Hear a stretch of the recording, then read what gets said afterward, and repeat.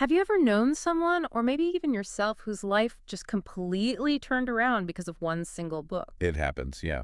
Well, for a lot of people, that book seems to be The Alchemist by Paulo Coelho. I mean, the sources you shared really point to that. Absolutely. It's kind of amazing, really. It is. It's this slim little novel, right, about a shepherd boy from Spain chasing a dream. An Andalusian shepherd. Yeah, Santiago. And it sold millions, translated into, what, dozens of languages? Years on the bestseller lists. Just phenomenal reach. It's less about, you know, complex plots and more about distilling these really universal human things. Really, what? What kind of things? Well, fear, doubt, that feeling of being called to something more, an adventure. He boils it down into this deceptively simple journey that just resonates. So the big question for our deep dive today, looking at all this material, is what is it? What's the magic behind this seemingly simple fable that connects with so many people across cultures, across generations? That's exactly what we want to unpack. Okay, so let's set the scene for you listening. We start with Santiago. He's a shepherd, seems pretty happy with his sheep in Spain. Content, yeah. Comfortable. But he keeps having this dream, same dream, over and over. Treasure, buried near the Egyptian pyramids. It just won't let him go. Yeah. And that's the turning point, really. How so? Well, he talks to a gypsy woman who interprets the dream, and then, crucially, he has this encounter with a mysterious old king, Melchizedek. Ah, Melchizedek, right. And Melchizedek basically tells him, look, this dream, it's not just a dream, it's your personal legend. Personal legend. Okay, now that's the core idea, isn't it? This concept. It really is the heart of the book. And it's not just about, like, finding your purpose for yourself. The book frames it as, well, bigger than that. Exactly. It suggests your unique destiny, your personal legend, is actually fundamental to the whole universe. Pursuing it isn't selfish. It's almost like a cosmic duty. Sort of, yeah. It's essential. And that's where Melchizedek drops that famous line. When you want something, all the universe conspires in helping you to achieve it. That's the one. Which, poses a pretty profound question. Which is? If the universe is conspiring to help you, what's actually stopping you? Good point. Because Santiago's journey, it's definitely not easy. He sets off across the desert. And that's where we really see the obstacles. Yeah. Especially the internal ones. Yeah, like getting robbed almost immediately in Tangier. Loses everything. Everything. And he has to stop his quest, basically. He ends up working for years for a crystal merchant. Okay, let's talk about the crystal merchant. Because he feels like more than just a plot point. He's a real cautionary tale, right? Oh, absolutely crucial. He's not just a hurdle for Santiago. He embodies the book's big warning, the paralysis of fear. How so? Well, the merchant has his own dream, a pilgrimage to Mecca. He's wanted it his whole life. But he never goes. Never goes. He's built his life around the shop, around the idea of the dream, but he's too afraid of, well, what comes after achieving it? Or maybe just the change itself. He's stuck. So he's a warning sign for Santiago. Don't end up like this. Exactly. Don't let fear keep you from your own legend. So Santiago eventually moves on, continues his journey. He falls in love with Fatima, this woman in the desert oasis. Yes.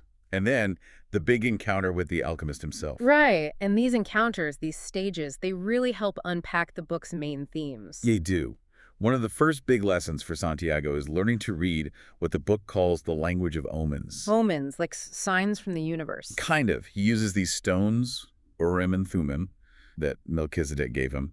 He watches how hawks fly in the desert. So it's like magic signs? Well, the book presents it less as literal magic and more as profound attentiveness, like really paying attention to the world around you, to the subtle guidance, the patterns, being present. Okay, being present.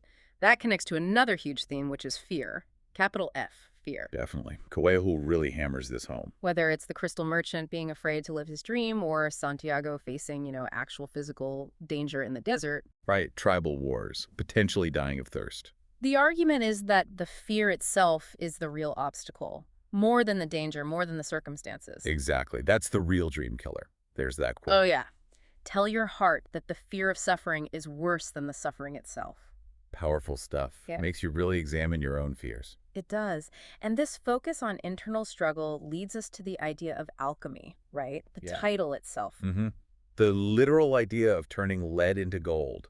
It becomes this potent metaphor. A metaphor for what? For inner transformation. The book suggests the real philosopher's stone isn't about changing metals outside of you. It's about changing yourself. Exactly. Transforming yourself through the act of pursuing your personal legend. That's the true alchemy here. It's self-discovery at its core.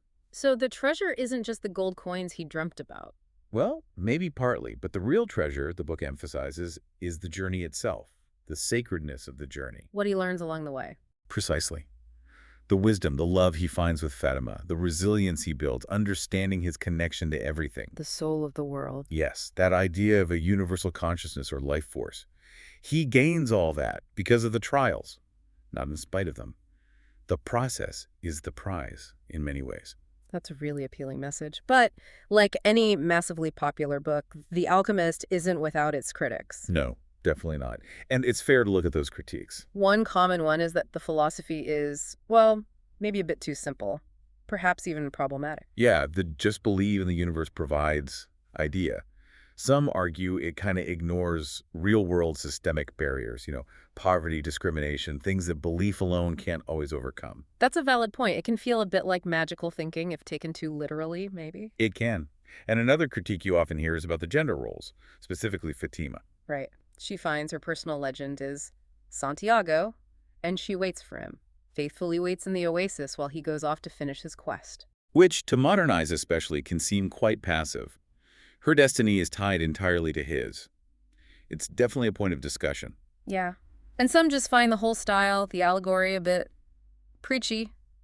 Or the ending. The ending where, spoiler alert, the treasure was back where he started. Right. Under the sycamore tree in Spain.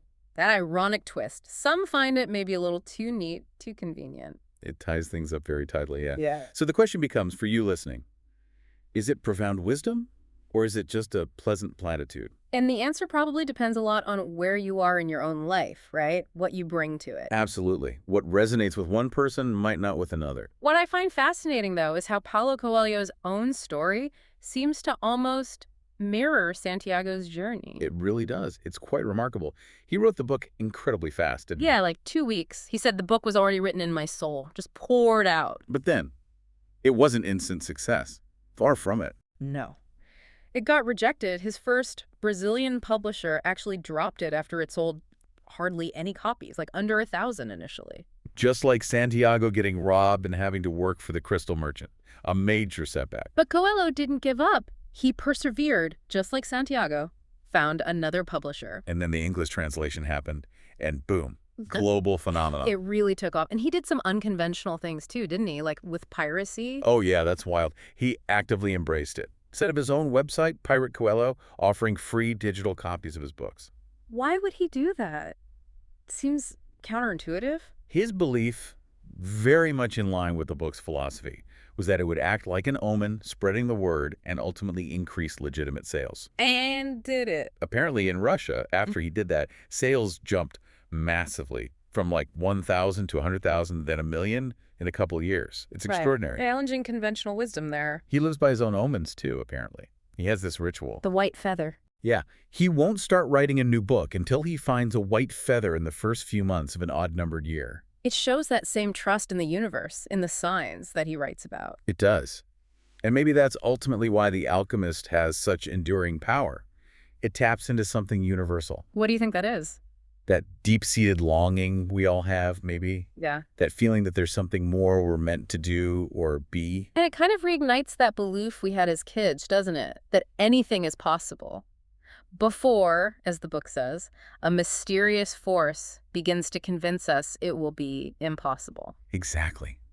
Life happens. We get cautious, cynical maybe. And this book comes along, maybe when you're on your commute or going through a breakup or thinking about changing careers, and it whispers. Listen to your heart. Follow the omens. Don't let fear win. Your personal legend matters. It validates the dreamer inside all of us. That part that maybe we've quieted down over the years. So, okay, maybe it's not the most complex piece of literature ever written. Probably not, no. But that doesn't diminish its impact. It's a powerful, life-affirming spark for millions. Like Coelho himself suggests, maybe just the possibility it holds out that dreams can come true is what makes the story, and maybe our own lives, worth paying attention to. Makes life interesting, yeah. So whether you love the book, are skeptical, or have never read it, Santiago's journey leaves us all with a pretty big question, doesn't it? Mm-hmm. What's your personal legend? What's that dream whispering to you? And maybe more importantly, what are you willing to risk to find it? Something to think about long after this deep dive ends. Definitely. Well, thanks for exploring this with me today. My pleasure. And for all of you listening, thanks for joining us. Until next time, keep reading, keep dreaming, and maybe, just maybe, keep an eye out for those omens.